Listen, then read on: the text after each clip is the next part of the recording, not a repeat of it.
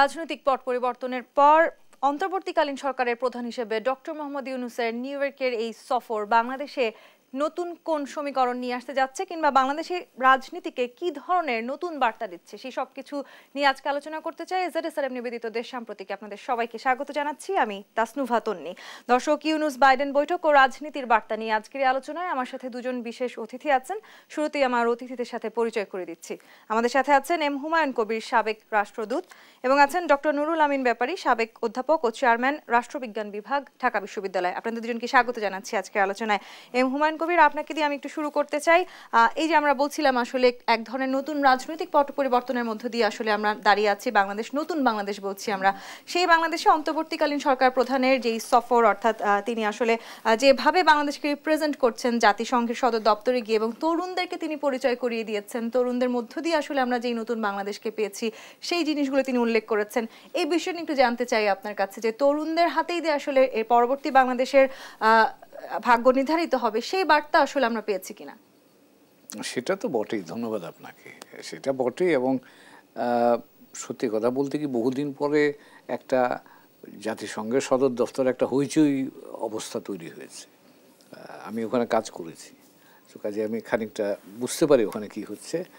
তবে এখানে যেটা হলো যে প্রফেসর ইউনূস এমনিতেই বিশ্ববরেণ্য, এমনিতেই ওনাকে প্রায় সবাই যারা চিনবার প্রয়োজন তারা সকলেই চিনে, এবং এর মধ্যে এখন তিনি বাংলাদেশের প্রধান উপদেষ্টা হিসেবে গেছেন, বাংলাদেশকে প্রতিনিধিত্ব করছেন। তো কাজে এখানে তার ব্যক্তিত্ব, আমাদের দেশের স্বার্থ, এই দুটোর একটা সমন্বয় ঘটেছে, এবং তার থেকে আমরা উপকৃত হতে পারি। এবং সেটা কিভাবে উপকৃত হতে পারি, গতকাল আজকে মিলিয়ে আপনি যদি লক্ষ্য করেন যে who is who in New York মার্কিন প্রেসিডেন্ট থেকে শুরু করে ওয়ার্ল্ড ব্যাংক প্রেসিডেন্ট বলেন, human rights commissioner, high commissioner বলেন, আপনি ক্যানাডিয়ান প্রাইম মিনিস্টার বলেন, চীনের প্রধান পররাষ্ট্রমন্ত্রীও দেখা করবেন। মানে আপনি ওখানে এই যারা এখনকার প্রেক্ষাপটে বাংলাদেশের জন্যে রেলিভেন্ট বা আমাদের সাথে কাজ করবার বা আমরা তাদের সাথে কাজ করবার প্রয়োজন আছে, প্রায় সকলের সাথে কিন্তু ওনার একটা এই দ্বিপাক্ষিক বলেন বিভিন্ন পর্যায়ের আলোচনা বা যোগাযোগ বা দেখা সাক্ষাৎ হয়েছে। তো বাংলাদেশের জন্য এটা আমি মনে করি খুবই একটা আমাদের এই বর্তমান বাস্তবতায় এটা খুব একটা প্রয়োজনীয় জিনিস। এবং আরও একটা যেটা আপনি প্রসঙ্গটা তুলছিলেন, ক্লিন্টন ইনিশিয়েটিভে গিয়ে কিন্তু গতকাল তিনি 3 জন তরুণকে পরিচয় করে দিয়েছেন। এখন আমি নিজে একটু নিজের অভিজ্ঞতা দিয়ে জিনিসটাকে বুঝবার চেষ্টা করি, কারণ এই যে ধরেন গত আন্দোলন, গণ আন্দোলন যেটা হলো, এটা যে কোনো বিচার একটা অসাধারণ আন্দোলন আমি মনে করি। তার কারণ হলো যে আমি নিজে এক সময়তে 60-এর দশকের শেষ দিকে আইয়ুব বিরোধী আন্দোলনের সাথে যুক্ত থাকবার সুযোগ হয়েছিল, বাংলাদেশের মুক্তিযুদ্ধের সময়তেও খানিকটা নাড়াচাড়া করবার সুযোগ হয়েছিল।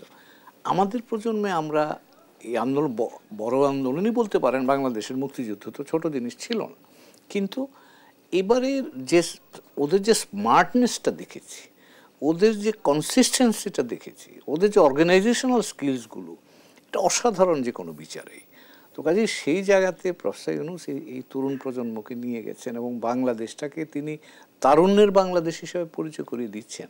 এটা আমি খুব মনে করি যুক্তিযুক্ত। হ্যাঁ, নতুন একটি ধারায় তাহলে আমরা প্রবেশ করেছি। অ্যাবসলিউটলি, এটা নিয়ে কোনোই সন্দেহ নেই। আমি একটু ডক্টর নুরুল আমিন ব্যাপারে আপনার কাছে আসতে চাই। আপনি নিশ্চয়ই দেখেছেন যে বাংলাদেশের অন্তর্বর্তীকালীন সরকার প্রধানকে বুকে জড়িয়ে নিয়েছিলেন যুক্তরাষ্ট্রের প্রেসিডেন্ট জো বাইডেন। সেই ছবিটি আসলে আমরা সব যোগাযোগ মাধ্যমগুলোতে দেখছি। বাংলাদেশের সাথে আমেরিকার এক ধরনের সম্পর্ক, কিংবা অনেক সময় নির্বাচনগুলোতে আমরা দেখেছি এক ধরনের টানাপোড়েনের গল্প আমরা শুনেছি। এখন আসলে সম্পর্ক কোন দিকে যেতে পারে? আসলে হয়েছে কি, যেটা যে ছবিটা আমরা দেখেছি, এটা কিন্তু সবাই অবাক হয়েছে। কারণ যেখানে মার্কিন যুক্তরাষ্ট্রের প্রেসিডেন্টের সাথে হ্যান্ডশেক করার জন্য আমরা দেখছি আমাদের সাবেক প্রাইম মিনিস্টার সহ অনেকেই দেখবেন লাল গালিচা যেই রাস্তাটা, সেটাকে পেরিয়ে মানে দুব্বা ঘাসের উপর দিয়ে দৌড়ায় গিয়ে হ্যান্ডশেক করার জন্য পাগল ছিল, এবং সবাই বলতো আমি হ্যান্ডশেকটা করেছি। সেইখানে বাইডেন যেভাবে তাকে আলিঙ্গন করেছে, এটা কল্পনাতীত, যেটা কল্পনা করা যায় না। আর হুমায়ুন ভাই যেটা বললেন সুন্দর কথা, আপনি দেখবেন কালকে আরেকটা জিনিস ঘটেছে, উনি যখন বক্তব্য রাখছিলেন একটা অনুষ্ঠানে, বিল ক্লিনটন কিন্তু দাঁড়িয়েছিল ওনার পিছনে, একটা ফর্মার প্রেসিডেন্ট, এবং দুজন প্রেসিডেন্ট যেভাবে দাঁড়িয়েছে, এবং সারা পশ্চিমা দেশের যে রাষ্ট্রনায়করা, প্রাইম মিনিস্টার, প্রেসিডেন্ট, যারা যেভাবে ওনার সাথে সাক্ষাৎ করেছেন। এবং আরেকটা অ্যালার্মিং ব্যাপার আছে, সেটা হচ্ছে গতকালও কিন্তু একটা জিনিস আমরা দেখেছি যে ভারতীয় সাংবাদিকরা কিন্তু ওনার সাক্ষাৎকারের জন্য দৌড়াচ্ছিল ওনার পিছনে পিছনে, কিন্তু ওনার যে সিকিউরিটি অফিসাররা ছিলেন তারা কিন্তু চান্সও দেননি, একটু দূরে থাকেন, কারণ এত সাংবাদিক আসছে। তবে এটা হচ্ছে, তার কারণ হচ্ছে ইউনূস সাহেবের সাথে বিল ক্লিনটনের যে সম্পর্কটা, হিলারি ক্লিনটন সম্পর্ক, পারিবারিক একটা সম্পর্ক। উনি যখন, বিল ক্লিনটন যখন প্রেসিডেন্ট ছিলেন তখনই কিন্তু ইউনূস সাহেবের সাথে খুব সুন্দর সম্পর্ক ছিল, এবং ওই সময় কিন্তু আমরা দেখব বাইডেন যখন ভাইস প্রেসিডেন্ট ছিলেন তখন তার সাথে একটা সম্পর্ক গড়ে উঠেছে। এবং ইউনূস সাহেব ক্ষমতা আসার আগে কিন্তু উনিও কিন্তু অনেক চড়াই উত্তাই পেরিয়ে এসেছেন, কারণ ওনার নামে যখন মামলাগুলি দায়ের করা হয়েছিল একটার পর একটা গ্রামীণ ব্যাংকে নিয়ে, তখন কিন্তু আমরা দেখব মার্কিন যুক্তরাষ্ট্রের সাবেক প্রেসিডেন্ট সহ, এবং আমরা দেখব তাদের পররাষ্ট্রমন্ত্রী হিলারি ক্লিনটন এবং নোবেল লরিয়েট যারা ছিলেন প্রায় 100-র উপরে, তারা কিন্তু ওনার পক্ষে স্টেটমেন্ট দিয়েছিলেন। হ্যাঁ, এটাও কিন্তু অ্যালার্মিং ব্যাপার এবং সবচেয়ে উল্লেখযোগ্য ব্যাপার। তাহলে এরপরেই তারা দেখছে যেভাবে উনি যে প্রক্রিয়ার মাধ্যমে, যে প্রশ্নটি আপনি আগে করলেন যে তরুণদের মাধ্যমে যেভাবে একটা গণ আন্দোলন হলো, এর ফলেই কিন্তু এটা সারা পৃথিবীতে কিন্তু আলোড়ন সৃষ্টি করেছে। আপনি দেখেন এটা কিন্তু অন্যভাবে খুব উল্লেখযোগ্য। আমার মনে হয় বাংলাদেশের অগাস্ট মাসের 5 তারিখে যেই অভ্যুত্থানটি হয়েছে, এখানে দেখবেন নারীদের যে অংশগ্রহণ ছিল, আমার মনে হয় পৃথিবীর ইতিহাসে কোনো বিপ্লবে, এটা আমি বিপ্লব বলবো না, আমাদেরটাকে আমি অভ্যুত্থান বলবো, এবং কোনো বিপ্লবে এত নারী কিন্তু অংশগ্রহণ করে নেয়, উইমেন পার্টিসিপেশনও বেশি হচ্ছে। তা কারা? ওই যে স্কুল কলেজের ছাত্রছাত্রী যারা, ইভেন ভিকারুন্নেসার স্কুল কলেজের ছেলে মেয়েগুলো দেখেন 7-8-এ পড়ে, এবং তাদের প্রশ্ন করেছিল এক সাংবাদিক, এই যে স্লোগানগুলি তোমরা দিচ্ছ অর্থ জানো? ওরা উত্তর দিয়েছে কি, গতকাল রাত্রে আমরা 8-9 জন বান্ধবীরা একত্রিত হয়ে 25টা স্লোগান আমরা সিলেক্ট করেছি, তার মধ্যে 13টা রেখেছি, এবং আমরা সব অর্থ জানার পরে এই স্লোগানগুলি রেখেছি। সাধারণ মানুষ আসলে এখন যথেষ্ট সচেতন, অন্তত দেশের ক্ষেত্রে এবং নিজেদের অধিকারের ক্ষেত্রে তারা যথেষ্ট সচেতন। সবচেয়ে বেশি হলো আপনার যে প্রশ্ন করছে, ওখানে ইয়াংরাই বেশি কনসাস, বেশি রাজনৈতিকভাবে হোক কিংবা দেশের জায়গাটি থেকে নিঃসন্দেহে আমরা অনেকটা এগিয়ে যাচ্ছি। হুমায়ুন কবির, না এটার সাথে কিন্তু রাজনীতি ছাড়া কখনো কিন্তু এত সচেতন হতে পারে না, নিশ্চয়ই রাজনীতি কাজ করে। জি, এই যে আসলে আমরা বারবার এই ইউএনএ সফরের যে বার্তাগুলো দেখছি কিংবা সামাজিক যোগাযোগ মাধ্যমগুলোতে আমরা যে ছবিগুলো দেখছি, আপনারা দুজন যে কথাগুলো বলছিলেন, আপনি নিজে একজন রাষ্ট্রদূত, আপনার কাছে আমি একটু এই প্রশ্নটি করতে চাই, দীর্ঘদিন পর কি তাহলে আসলে রাষ্ট্র হিসেবে আমরা নিজেদেরকে বেশ শক্তিশালী ভাবে ভাবতে পারছি কি? হ্যাঁ, একটা শক্তি মানে আমি এখন ধরেন একটা আকর্ষণ তৈরি করতে পেরেছি। জাতিসংঘের 193টা সদস্য রাষ্ট্র আছে, তো তার মধ্যে আমাদের মতো রাষ্ট্রই বেশি। তো সেখানে আমরা গতানুগতিক জায়গায় থাকি, এখন একটুখানি বেশি আকর্ষণটা এখন করতে পারছি। এবং আমার ধারণা যে আমরা যে জায়গায় যে পরিকল্পনা নিয়ে এখন যাচ্ছি, বা এই সরকার, অন্তর্বর্তীকালীন সরকার যে পরিকল্পনা নিয়ে আছে, যদি পরিকল্পনাগুলো বাস্তবায়িত হয়ে একটা গণতান্ত্রিক কাঠামো বলেন, মানবাধিকার বলেন, একটা দায়বদ্ধ সরকার বলেন, একটা ব্যবসা বান্ধব সরকার বলেন, এগুলো যদি আমরা সত্যি সত্যিই করতে পারি, তাহলে কিন্তু বাংলাদেশ বদলাবে। জি, হুমায়ুন কবির, আপনি যেহেতু একজন কূটনৈতিক, আমি একটু জানতে চাই যে আমেরিকা এবং বাংলাদেশের যে রাজনৈতিক সমীকরণ, সেটি নিয়ে আমরা নানান সময় নানান রকমের কথা শুনেছি। বিশেষ করে বাংলাদেশের যে কয়টা নির্বাচন হয়েছে, প্রায় বেশিরভাগ নির্বাচনে আমরা শুনেছি যে আমেরিকা এক ধরনের প্রভাব বিস্তার করবার চেষ্টা করেছে, এরকম একটি সমালোচনা কিন্তু আমাদেরকে ঘিরে আছে। সেখান থেকে আসলে এবারে আমরা সেই সমালোচনা থেকে বেরিয়ে আসবো কিনা, নিজেদের মতন করে আমরা নির্বাচন অনুষ্ঠিত করতে পারবো কিনা? এখানে ধরেন কয়েকটা বাস্তবতা আছে। মার্কিন যুক্তরাষ্ট্র পৃথিবীর 1 নম্বর শক্তি, সেটা আপনি অর্থনৈতিক শক্তিতে বলেন, সামরিক শক্তিতে বলেন, কূটনৈতিক শক্তিতে বলেন। তারা এক নম্বর শক্তি। তাদের একটা বৈশ্বিক বলবো দৃষ্টিভঙ্গি আছে। তার এই বৈশ্বিক দৃষ্টিভঙ্গির মধ্যে আমরা একজন প্লেয়ার। কাজেই এটা খেয়াল রাখতে হবে, তারা কিন্তু এশিয়াকে দেখে, তার মধ্যে বাংলাদেশ একটা দেশ, আর আমি দেখি মার্কিন যুক্তরাষ্ট্র একটা দেশ, আমিও একটা দেশ। তো কাজেই সেই জন্যেই দেখবেন আপনি অনেক ক্ষেত্রেই যে আমরা মার্কিন যুক্তরাষ্ট্র সম্পর্কে আমাদের অনেক ধরনের ইতিবাচক নেতিবাচক অনেক কিছু ধারণা আছে, কিন্তু এর মধ্যেও প্রত্যেকটা দেশেরই নিজস্ব কিছু শক্তি আছে, কিছু দুর্বলতা আছে। বাংলাদেশেরও কিন্তু শক্তি আছে, এবং সেই শক্তিটাকে এই যে প্রফেসর ইউনূস গিয়ে কথা বললেন, এই তরুণ প্রজন্মকে নিয়ে হাজির করলেন, এবং তিনি নিজে যে বিষয়টা নিয়ে সারা পৃথিবীর বরেণ্য হয়েছেন, সেই বিষয়টা কি? এটা হচ্ছে আমাদের সাধারণ মানুষের অসাধারণ সৃজনশীলতার গল্প। এটাই তো প্রফেসর ইউনূসের মূলধন। তো কাজেই এই বাংলাদেশের জন্যে আমরা এই যে অসাধারণ সৃজনশীল মানুষ, এই সাধারণ মানুষগুলো, এটাই আমাদের শক্তি, এবং এই শক্তিটার উপর ভরসা করেই আমরা যার সাথে যে রকম সম্পর্ক দরকার, মার্কিন যুক্তরাষ্ট্র যদি আমাকে আজকে সমর্থন করে, আমার এখন প্রয়োজন সেটা, আমি তার কাছ থেকে নেব, কিন্তু আর অর্থ কি মার্কিন যুক্তরাষ্ট্র আমার উপর চাপিয়ে দেবে? আমরা তো সেটা মানতে রাজি না। কারণ আমরা আমাদের ইতিহাসটা, আমার জন্মের ইতিহাসটাই হচ্ছে আমরা যে কোনো চাপিয়ে দেওয়া জিনিসকে গ্রহণ করি না, এবং সেটা গত মাসেও আমরা সেটা প্রমাণ করেছি। তো কাজেই সেটা পাকিস্তান হোক, সেটা ভারত হোক, সেটা মার্কিন যুক্তরাষ্ট্র হোক, যেহেতু আমরা স্বাধীন একটা নিজেরা অর্জন করেছি স্বাধীনতা সংগ্রামের মধ্য দিয়ে, আত্মত্যাগের মধ্য দিয়ে, কাজে আমাদের একটা বরাবর আমাদের নিজস্ব স্বার্থ, আমাদের নিজস্ব দৃষ্টিভঙ্গি, আমাদের নিজস্ব চাহিদা, সেটাই কিন্তু প্রাধান্য পাওয়া উচিত। হ্যাঁ, আমরা বৈশ্বিকভাবে এখন কানেক্টেড, সকলের সাথে, সকলেরই একে অপরের সাথে, আপনি যদি বলেন এটাকে পারস্পরিকতা আছে, আমরা একে অপরকে বাদ দিয়ে তো চলতে পারি না। সেই প্রেক্ষাপট থেকে সবার সাথেই আমরা সম্পর্ক রাখবো আমার প্রয়োজনের নিরিখে। তো কাজেই এখানে মনে রাখতে হবে যে দেশের স্বার্থ সবার আগে, আমার দেশের স্বার্থ এবং আমার বাস্তবতার আলোকে। কাজেই মার্কিন যুক্তরাষ্ট্র চাইলে বলে যে আমি নেব সেটা না, বা ভারত চাইলে বলেই নেব সেটা না।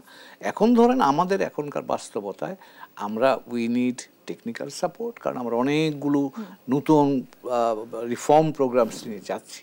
এই প্রোগ্রামসগুলো বাস্তবায়ন করতে গেলে আমাদের সক্ষমতার বাইরেও কিন্তু আমাদের বাইরে থেকে ধার করে সক্ষমতা আনতে হবে। সেটা টেকনিক্যাল সাপোর্ট হতে পারে, ফাইন্যান্সিয়াল সাপোর্ট হতে পারে, সেটা নলেজ সাপোর্ট হতে পারে। তো সেই জায়গাগুলোতে যারাই আমাদের বন্ধুরা, যে বন্ধুরা আমাদের সমর্থন করবেন, আমরা তাদের সাথেই কাজ করব। অর্থাৎ দেশের স্বার্থে আসলে আমাদের ভালো সবকিছুকে গ্রহণ করাটা এখন জরুরি। ডক্টর নুরুল আমিন ব্যাপারী, এই যে আসলে আমরা নানান রকম কূটনৈতিক সম্পর্কের কথা বলছি, আমরা দীর্ঘদিন পর নিজেদেরকে বেশ ভালো অবস্থানে দেখতে পাচ্ছি, সেই জায়গাটি থেকে একটু জানতে চাই, আমরা অনেক ধরনের সংস্কারের পথেও হাঁটছি, সেই সংস্কারের সময় নানান কিছু ইতিবাচক হবে, নানান কিছু নেতিবাচকও হবে। বিশেষ করে যদি আমি এই জাতিসংঘের এই সফরের কথাই বলি, সেখানে যেটি বলছিলেন হুমায়ুন কবির, অনেক কিছু আমাদেরকে ইতিবাচক বার্তা দেয়, আবার কিছু নেতিবাচক কথাও আমরা শুনতে পাচ্ছি। আলোচনা যখন থাকবে, সমালোচনাও থাকতেই পারে। অভিজ্ঞদের হয়তো এই সফরে যাওয়া উচিত ছিল, সেটি নিয়ে আসলে অনেকেই আলোচনা করছেন, সেটি নিয়ে আপনার মন্তব্য একটু জানতে চাই। এখানে অবশ্য যে বিষয়টি হয়েছে সেটা ইউনূস সাহেব, অবশ্য আপনি যে প্রশ্নটা আগেই করেছেন, উনি খুব সম্ভবত প্রাধান্য দিয়েছেন তরুণদের। তিনি হয়তো বা মনে করেছেন অভিজ্ঞ যারা, তারা অনেকবার গিয়েছে, অনেকেই মার্কিন যুক্তরাষ্ট্রে গিয়েছে, এমনকি ইউনোর যেই অনুষ্ঠানগুলো হয়েছে এর আগে অনেকে অনেক ক্যাপাসিটিতে গিয়েছে, বিশেষ করে আমরাও বিশেষ করে সুযোগ পেয়েছে বিভিন্ন দিকে। এই তরুণ যারা, এরা কখনো সুযোগ পায়নি, উনি যাদের নিয়ে গিয়েছেন, সেই ক্ষেত্রে উনি এই দিক বিবেচনা করে তাদের নিয়েছেন। এখন যে ব্যাপারটা হয়েছে, আপনি যেটা একটি প্রশ্ন যেটা করেছেন, যে সংস্কারের বিষয়ে যেটা করেছেন, এটা কিন্তু একটি জটিল প্রক্রিয়া। যখন প্রশ্ন যে দেখা দিচ্ছে যে সংস্কারটা কোন প্রক্রিয়াতে হবে, হ্যাঁ, সেটা কি প্রকৃতপক্ষে যে আমাদের আসলে তো কনস্টিটিউশনের পুরো ফ্রেমওয়ার্কের মধ্যে আনতে হবে। প্রশ্ন উঠেছে যে পুরো কনস্টিটিউশনকে কি আমরা বাদ করব, নতুন করে লিখব, নাকি আমরা জাস্ট ওইটাকে রাখবো, ওইটাকে রেখেই কিছু অংশ বাদ দিয়ে আমরা অ্যামেন্ডমেন্টের দিকে যাব।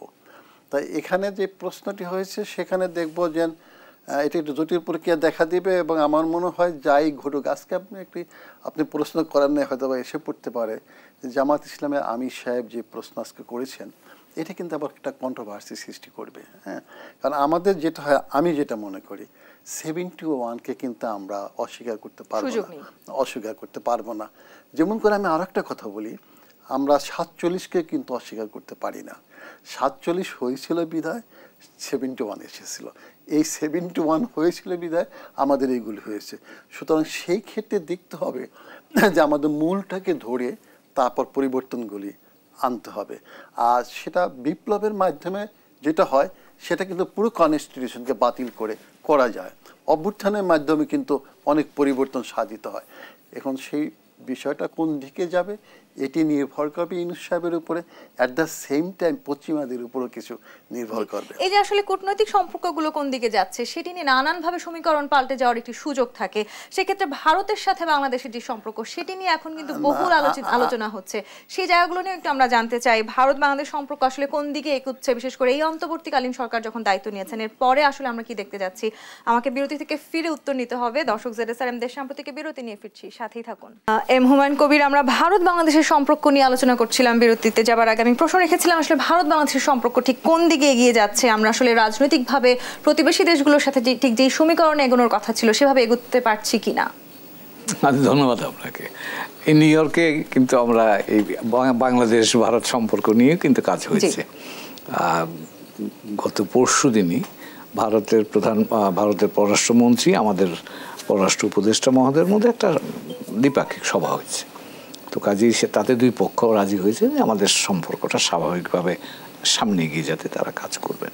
তো এখন ধরেন ভারত, আমাদের যে গত আন্দোলন, গণ আন্দোলন, এটার ফলে যেটা হয়েছে তার একটা পার্শ্ব প্রভাব পড়েছে ভারত বাংলাদেশ সম্পর্কের উপর। তার কারণ হলো যে ভারত গত 15 বছর যাবৎ বাংলাদেশে যে তাদের যে অবজেক্টিভ বা তাদের যে লক্ষ্যমাত্রা, তার অনেক কিছু তারা অর্জন করেছিল যেগুলো এই মুহূর্তে তারা এক ধরনের অনিশ্চয়তার মধ্যে আছে, এবং যে কারণে এক ধরনের শীতলতা আমরা লক্ষ্য করেছি। এবং পাশাপাশি কিন্তু এক ধরনের বাংলাদেশ বিরোধী নানান ধরনের প্রচার অপপ্রচার এগুলো হয়েছে, এখনও হচ্ছে। এবং সেই কারণেই আমার ধারণা দেয় ভারতের আমাদের এই আন্দোলনের চরিত্র এবং জনমানুষের বা গণমানুষের যে ব্যাপক সমর্থন ছিল এবং গত সরকারের প্রতি মানুষের যে অনাস্থা, এই জায়গাটা ভারত ভালো করে বুঝতে পারেনি। এবং সেই কারণেই এখন তাদের এই উপলব্ধিতে আসাটাই একটা বড় চ্যালেঞ্জ। তবে আমার মনে হচ্ছে যে আস্তে আস্তে তারা বুঝতে পারছে যে তাদের অ্যাসেসমেন্ট বা তাদের মূল্যায়নে হয়তো খানিকটা ভুল ছিল, এখন তারা শুধরাবার চেষ্টা করছে। এবং এখানে আরও একটা বাস্তবতা আছে, সেটা হলো যে আমরা কিন্তু প্রতিবেশী। কাজেই যে সরকারই থাকুক, যেই দেশে যে সরকারই থাকুক, আমাদের সকলের সাথে, উভয় পক্ষের সাথে উভয় পক্ষকে কাজ করতে হবে। আর কিছু পারস্পরিক নির্ভরশীলতা আমাদের আছে, যেমন ধরেন আমাদের অর্থনৈতিক যোগাযোগ গভীর, এটা আপনি ফর্মাল ইনফর্মাল যে কোনোভাবেই বলেন যে আপনি অস্বীকার করতে পারবেন না। তো পারস্পরিক এক ধরনের নির্ভরশীলতা আছে আমাদের চারদিকে বা তিন দিকেই ভারত। তো ভারতের সাথে আমাদের একটা নিরাপত্তার সংশ্লিষ্টতা আছে। প্লাস এখন ধরেন এখনকার প্রেক্ষাপটে ভারত, চীন, আসিয়ান এগুলো উদীয়মান অর্থনৈতিক শক্তি। তো ভারতের অর্থনীতি শক্তিশালী হলে আমরা তার নিকট প্রতিবেশী হিসাবে তার থেকে সুবিধাও পেতে পারি, অসুবিধাও হতে পারে। তো সেই জায়গাতে আমাদেরও এর একটা প্রভাব আমাদের উপর পড়বে। এবং সেই কারণেই আমি মনে করি যে আমাদের ভুল বোঝাবুঝি থাকবে, টানাপোড়েন হবে, কিন্তু সেই টানাপোড়েনটা যাতে খুব দুই দেশের সম্পর্ককে ছিন্ন না করে ফেলে, সেই চেষ্টাটা আমাদের করে যেতে হবে। এই যে প্রতিবেশী দেশের কথাটা আপনি বলছিলেন ডক্টর নুরুল আলমের ব্যাপারে, প্রতিবেশী দেশের রাজনীতি নিয়ন্ত্রণ করতে চায় ভারত, এই ধরনের একটি কথা আমরা প্রায় শুনে থাকি। যদিও ইতিমধ্যে আপনি নিশ্চয়ই জানেন যে ভারতের পররাষ্ট্রমন্ত্রী একেবারে স্পষ্ট করে বলেছেন যে এরকম কোনো কিছু তারা চায় না, এভাবে চলে না, এমনটা হয়ও না। তিনি ঠিক এই শব্দটি ব্যবহার করেছে, কিন্তু আসলেই কি তারা নিয়ন্ত্রণ করতে চাইছে না?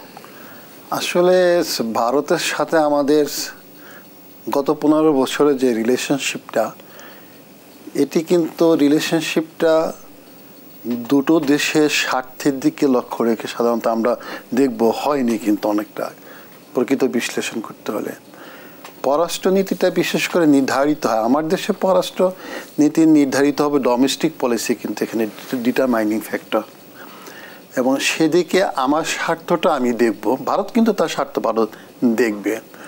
আর একপাক্ষিক কোনো রিলেশনশিপ কিন্তু হয় না, রিলেশনশিপটা সাধারণত দ্বিপাক্ষিক হয়। কিন্তু ভারতের যে একটা অ্যাটিটিউড যেটা ছিল সেটা আমরা দেখব যে ভারত কখনো আমাদের সার্বভৌমত্বকে সমান মর্যাদা দিতে চায়নি, মর্যাদার উপর ভিত্তি করে হয়নি। রিলেশনশিপটা হয়েছিল, আমি যেটি গতকালও বলেছি, এটি একটি কোঅর্ডিনেশনমূলক রিলেশনশিপ ছিল না, সাবঅর্ডিনেশনমূলক রিলেশন ছিল। তা কোঅর্ডিনেশনমূলক রিলেশনশিপটা হতো কি একটা ফ্রেন্ডশিপ গঠিত হতো, একটা বন্ধুত্ব গঠিত হতো। আর সাবঅর্ডিনেশন সেখানে প্রভু এবং দাসত্ব সুলভ ব্যবহার এসে যায়, অর্থাৎ মাত্র পরীক্ষা করা। এবং আপনি দেখবেন আমাদের যে রাডার সিস্টেমটা যারা যে নিয়ন্ত্রণ করবে সেটাও কিন্তু ভারত বলছিল যে এটা আমরা নিয়ন্ত্রণ করব। তা এই ক্ষেত্রে হয়, আর ভারত সবসময় তার স্বার্থটা বড় করে দেখেছিল, সেটি হচ্ছে তার সেভেন সিস্টারটাকে সামনে রেখেছে। At the same time Bharat চায়নার সাথে যেন বাংলাদেশ সরকার বেশি মহরম না করতে পারে, এটা তার এক ধরনের অ্যালার্জি ছিল। এই শব্দটা আমি বলবো, হুমায়ুন ভাই অবশ্য এই শব্দ বলেন না, কারণ হুমায়ুন তা আমলা বলছেন না, আর নাম করা ডিপ্লোম্যাট। হ্যাঁ, তো সুতরাং আমার পক্ষে আবার অসুবিধা নেই। তাই এই ধরনের রিলেশনশিপ যদি চাপিয়ে দেওয়া রিলেশনশিপ যদি ভারত করতে চায়, সে যদি মনে করে না বাংলাদেশ আমার নিয়ন্ত্রণ, আমি যেভাবে বলবো এই সরকারটি সেভাবে সম্পর্কে স্থাপন করবে, এটা কিন্তু 15টা বছর যাবৎ এটাই করতেছিল। এবং তার একটা কারণ দেখবেন, ওই 24 সালে যে ইলেকশনটা হলো, এই এবছরে যে ইলেকশনটা হলো, এটা কিন্তু আমার মনে হয় কোনো একটি সুস্থ মস্তিষ্কে কোনো একটা পলিটিক্যাল পার্টি ইলেকশন করতে পারে না। সেই ক্ষেত্রে আমার মনে হয় উৎসাহিত বেশি কি করেছে, ভারত করেছে। কারণ কি, এই ইলেকশনটা যদি কন্ট্রোভার্সিয়াল হয়, গ্রহণযোগ্যতা না পায়, তাহলে এই সরকার নির্ভরশীল হবে কার উপরে, ভারতের উপরে। প্রেশার আসবে পশ্চিমা দেশে, অলরেডি প্রেশার আসতেছিল, মার্কিন যুক্তরাষ্ট্র সহ পশ্চিমারা প্রেশার দিচ্ছিল। এটা তখন নির্ভরশীল হবে কার উপরে, বিগত সরকারটি ভারতের উপরে নিজেদের স্বার্থের দিকে চেয়েছিল। তো এই যে যেখানে স্বার্থ বড় করে দেখা শেখানো হয় না। আর ভারত শুধু বাংলাদেশ না, তার প্রতিবেশী সব দেশগুলোই দেখবেন তার স্বার্থ থেকে। ছোট্ট একটি দেশ মালদ্বীপ, সেখানেও দেখেন সে মালদ্বীপের সাথে যে রিলেশনশিপটা তারা এস্টাবলিশ করতে চাচ্ছে, মালদ্বীপ তো একটা স্টেজ চলেই গেল, করলো না। শ্রীলঙ্কার সাথে তার সম্পর্ক ভালো না, পাকিস্তান আমরা বাদ দিই।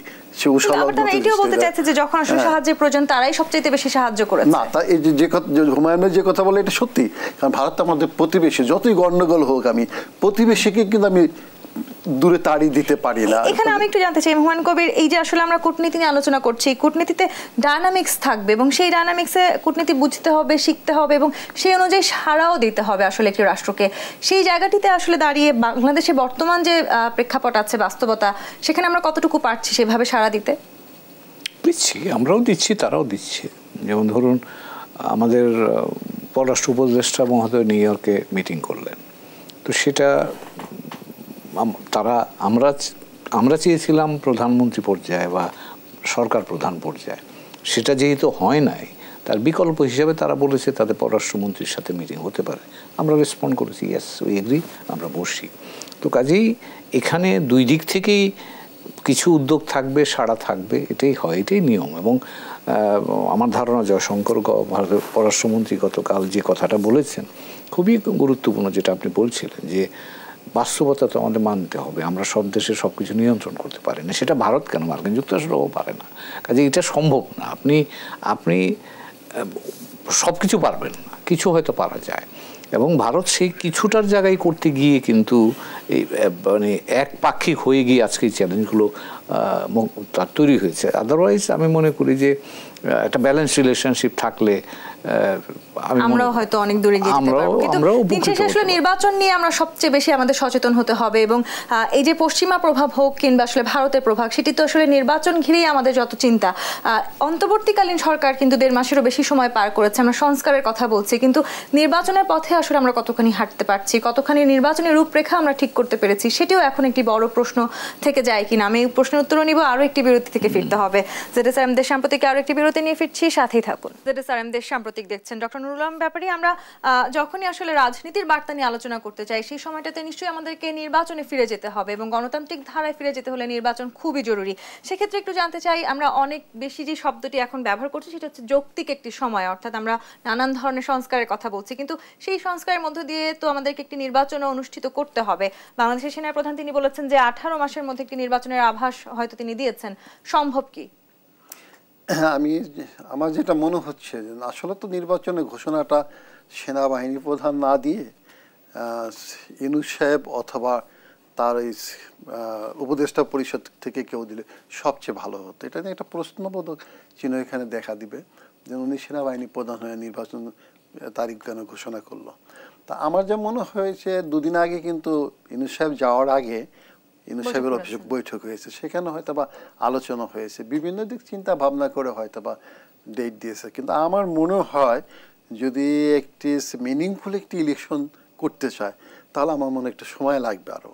বিএনপিও যেমন নির্বাচনের ডেট বারবার বলতেছে ইলেকশন দেন, তারা কিন্তু মিন করতেছে না। তারা কালকে অথবা এক বছরের মধ্যে ইলেকশন হোক, এটা বিএনপি চাচ্ছে না আমার যতটুকু মনে হয়। ইতিমধ্যে তারেক রহমানকেও আমরা বলতে শুনেছি যে তিনিও যৌক্তিক সময় চান। হ্যাঁ, কিন্তু কমপক্ষে ওরা 2 বছর 2.5 বছর সময় বিএনপিও দিবে। কারণ একটি টক শোতে আমি প্রায় বছর দেড়েক আগে বলেছিলাম যে এই যে 15টি বছরে নির্বাচনকে কেন্দ্র করে যে গার্বেজটাকে সৃষ্টি করা হয়েছে, ডিসি বলেন, এসপি বলেন, বিভিন্ন জায়গায় নিয়োগ হয়েছে, যেইভাবে নির্বাচনগুলি পরিচালিত করেছে, এখন কাকে দিয়ে আপনি নির্বাচনটা সুষ্ঠু করবেন, সুন্দর করবেন? এরাই তো বিভিন্ন জায়গায় বসে আছে। ডিসি এক ভালো রোল প্লে করে, এসপি সাহেব গুরুত্বপূর্ণ রোল প্লে করে, প্রশাসন হবে, এটা ঢেলে সাজাতে হবে। তারপরে আপনি কোন পদ্ধতিতে করবেন নির্বাচনটা। ইভেন আরেকটি বড় প্রশ্ন দেখে আওয়ামী লীগের কি রোল হবে, কি করবেন আপনি? ইনক্লুসিভ একটা ইলেকশন দিবেন? যদি দেন সেটা তো ভিন্নভাবে চিন্তা করতে হবে এবং অনেকের সাথে এটা নিয়ে আবার আলাপও করতে হবে। তো সেই ক্ষেত্রে আমার মনে হয় প্রথমবার হয়তো বা আমার যেটা মনে হয় যে বিভিন্ন দিকে একটু ক্রাইসিস দেখা দিচ্ছে, তো যে মনে করেন ইকোনমিক ক্রাইসিসটাও দেখা দিয়েছে, তারপর আইন শৃঙ্খলার অবস্থাও তত ভালো না, কন্ট্রোল আনতে পারতেছে না। ইভেন দেখেন পার্বত্য চট্টগ্রামে যে ঘটনাগুলি ঘটছে এখনো নানান ধরনের, যার জন্য আমার মনে হয় নির্বাচনমুখী করতে চাচ্ছেন। যদি নির্বাচনমুখী হয় হয়তো বা পলিটিক্যাল পার্টিগুলো সাহায্য করবে এবং তখন নির্বাচন কেন্দ্রিক চিন্তা ভাবনা করবে। কিন্তু এই যে আমরা সংস্কারের কথা বলছি, সেই সংস্কার তো আসলে রাজনৈতিক দলগুলোর মাঝেও হওয়াটা খুব জরুরি।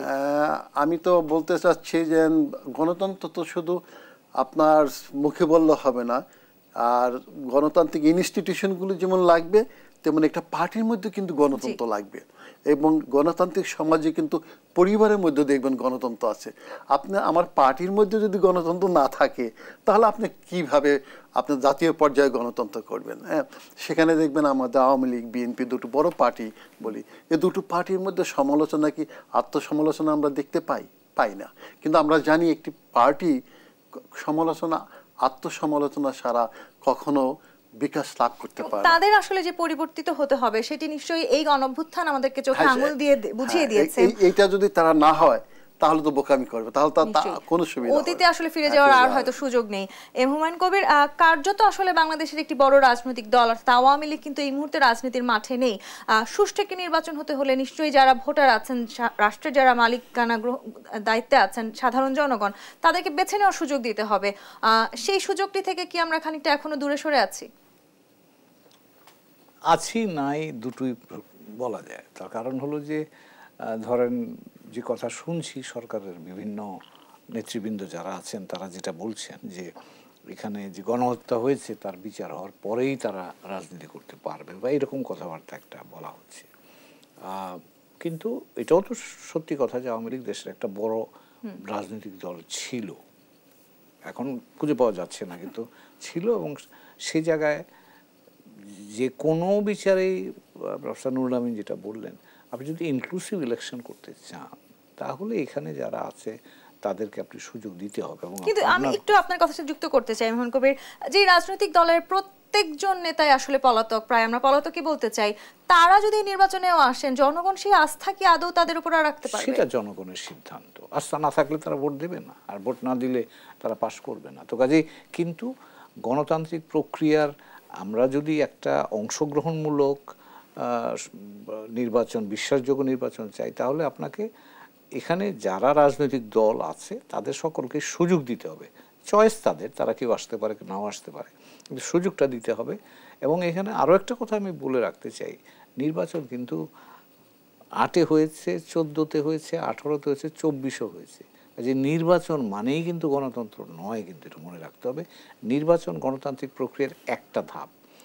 নির্বাচনের পরে আপনি কিভাবে আপনার এই দায়বদ্ধতা নিশ্চিত করেন, স্বচ্ছতা নিশ্চিত করেন, প্রতিষ্ঠানগুলো ঠিকমতো কাজ করছে কিনা, এবং জনগণ যে প্রত্যাশা নিয়ে আপনাকে মনোনয়ন দেয় বা নির্বাচিত করে তার এই চাহিদা আমি কতটা মেটাতে পারছি, এবং সেটা প্রতিদিনের জন্য করতে হবে কাজটা, তবেই আপনি গণতান্ত্রিক ব্যবস্থা বলতে পারবেন। আপনি নির্বাচন একদিনে করলেন, 5 বছর কোনো খবর নাই, 5 বছর জনগণকে আপনি যা খুশি এইভাবে ট্রিট করলেন, সেটা কিন্তু গণতান্ত্রিক প্রক্রিয়া হয় না। এবং হয় না বলেই আজকে আমরা এখন যে জায়গায় এসে পড়েছি, তা সেই জায়গায় পড়ার কারণ কিন্তু তাই যে আমরা নির্বাচন তো অনেকগুলো দেখেছি, কিন্তু তাতে তো মানুষের জীবনের সাথে এই নির্বাচনে কোনো সম্পৃক্ততা করা যায়নি, জীবনের সমস্যার সমাধান করা যায়নি। সে কারণে মানুষ বিদ্রোহ করেছে, মানুষ রাস্তায় নেমেছে। জনগণের পালস বোঝাটা খুব জরুরি। অ্যাবসলিউটলি। এবং সেটা তাদের চাহিদা মেটানোর মধ্য দিয়ে আপনাকে আসতে হবে। নিশ্চয়ই অন্তর্বর্তীকালীন সরকার আসলে যে জায়গাগুলোতে সংস্কার করতে চাইছে সেটি আসলে একটা দীর্ঘ তালিকা, এবং সেই তালিকায় খুব চ্যালেঞ্জিংও হতে যাচ্ছে। আমরা যদি খুব কম সময় তাদেরকে দেই, নির্বাচন যদি খুব তড়িঘড়ি করে করি, সেই নির্বাচন আসলে কতখানি সুষ্ঠু হতে পারে সেটি নিয়েও তো একটি প্রশ্ন থেকে যায়। ডক্টর নুরুল আমিন ব্যাপারে আপনি কি বলতে চান? আমার মনে হয় নির্বাচনটা একটু সময় নিয়ে করা উচিত হবে। আবার বেশি সময় যদি নেওয়া হয় তাহলে রাজনৈতিক দলগুলিটা তারা মেনে নেবে না। আর সংস্কারটা খুব গুরুত্ব সহকারে এগিয়ে যেতে হবে। আপনি আবার এদিকে অবশ্য আমি দেখি বিভিন্ন বিষয়গুলোর উপর যে সংস্কার করতে যাচ্ছে, যে দায়িত্ব যাদের দেওয়া হয়েছে তারা কিন্তু এই প্রক্রিয়ার সাথে আগে জড়িত ছিল, এই প্রক্রিয়া পরিবর্তন হওয়ার জন্য, এবং জাস্ট এই একটা গণতান্ত্রিক রাষ্ট্র ব্যবস্থা প্রতিষ্ঠিত হোক। যেমন বদিউল আলম মজুমদার সাহেব কিন্তু আমরা দেখব উনি কিন্তু নির্বাচন, যদিও প্রথম হাঙ্গার প্রজেক্ট নিয়ে এনজিওতে এসেছেন, কিন্তু পরে আমরা দেখব তো সুশাসনকে নিয়ে অগ্রসর হচ্ছেন। সেখানে উনি প্রতিটি নির্বাচন নিয়ে কিন্তু উনি কাজ করেছেন, এবং সেই দিকে উনি এক্সপার্ট আছেন। যদি সুযোগ দেওয়া হয় ভালো কাজ করতে পারবে। আলী রিয়াজ সাহেবকে আমি যেটা বলবো, আলী রিয়াজ সাহেব তো এই প্রক্রিয়ার সাথে প্রথম থেকে জড়িত। উনি উড্রো উইলসন সেন্টারে, যেটা মার্কিন যুক্তরাষ্ট্র, উইলিয়াম বি মাইলাম যেটা নেতৃত্ব চালাচ্ছেন, ওখানেও কিন্তু দেখবেন 14 সালের নির্বাচনের পর থেকে তারা জড়িত, কিভাবে একটি গণতান্ত্রিক ব্যবস্থা পরবর্তীতে আমাদের আসলে এমন একটি নির্বাচনের পথে হাঁটতে হবে যে নির্বাচনে আসলে জনগণ তার নিজের জনপ্রতিনিধি বেছে নিতে পারবেন। এম হুমায়ুন কবির এবং ডক্টর নুরুল আমিন ব্যাপারী, অসংখ্য ধন্যবাদ আজকে আমাদেরকে সময় দেওয়ার জন্য। দর্শক, আগামী দেশ সাম্প্রতিক দেখবার আমন্ত্রণ রইল। ধন্যবাদ এতক্ষণ সাথে থাকার জন্য।